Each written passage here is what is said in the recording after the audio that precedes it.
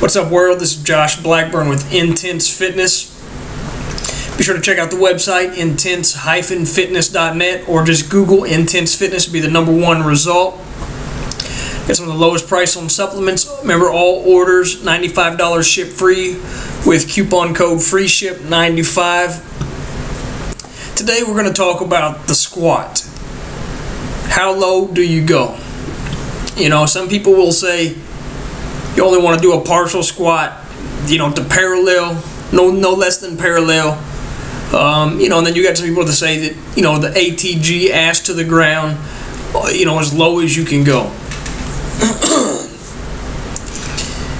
The theories are that, or some people will say that by squatting deep all the way to the ground is, one, you're going to put extra stress on your knee, your patellar tendon, that when you do break parallel, you'll have less activation of your glutes and your hamstrings, and then it becomes not a quad exercise. And then you have the other people that will say, the other side, that say, hey, go low, ass to the ground, do a full range of motion. You'll get the benefit of not only working your quads, but then you can also bring your glutes, your hamstrings into it. Now, there's been a lot of different studies about this, about what's right, what's wrong. I personally, I'm working on going as low as I can go. I feel by squatting deep, one, I personally feel it more in my glutes and in my hamstrings than if I just do a partial squat. So why would I shortchange myself? If I'm already got the bar loaded down squatting, but the main goal of squats is to build your legs, why not use a full range of motion to develop the whole leg? When you do a bench press or a barbell curl, don't you try to use a full range of motion? If you're benching, you're right here benching, you got it up, are you going to stop right here? You're not going to get the full stretch and work your pecs, a full stimulation of the pecs. But if you bring the bar all the way down, you can stretch that muscle out and then contract it. So my question is, what is the difference? Do you only do it, so on all your other exercises, are you going to use a partial rep range? I doubt it. You're going to use a full range of motion, and you should use a full range of motion, because if you keep using partial range of motion, your body is going to get used to that, your muscles are going to get used to that, and eventually you're going to limit your range of motion because you don't use a full range of motion. Then also some will say that by squatting deep, that it weakens your ligaments, and your patellar tendon. Well, I disagree with that, because one, don't do more weight than you can squat. That's just common sense. If you can't squat 315, don't put 315 on the bar. If you have to use 185 to go deep, use 185 to go deep. Leave your ego at home, but get the full range of motion. Stimulate your quads, your glutes, and your hamstrings.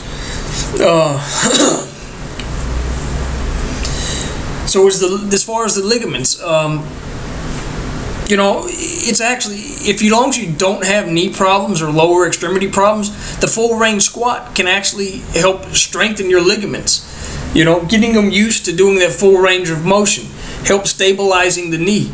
And as far as doing a full range of motion for the squat, going deep, as far as that weakening your patellar tendon, sorry about that, I don't buy that either. In January 2011, I had knee surgery. I no longer had an ACL, and my doctor actually took 1/3 of my patellar tendon. They chipped out the tibia and fibula and screwed my patellar tendon in where my ACL was. And they said that knee was going to be stronger than the original knee I was born with, by having my patellar tendon as my ACL versus having, the natural ACL that you're born with.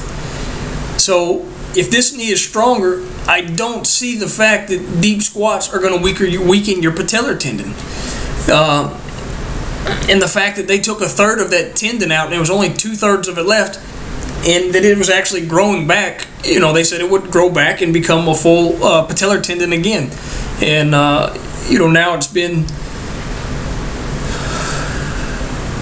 see, about 17 months, you know, and everything. I feel good. I can sprint, I can squat, I can do everything I ever did before when I was healthy. So in women, you want to squat deep as well. You know, most women, like, you know, if you want to get the, you know, the round butt, or you want to firm up your butt and your hamstrings, do deep squats. You know, that's what's going to help build up your glutes. So by doing partial rep squats, you're only cheating yourself.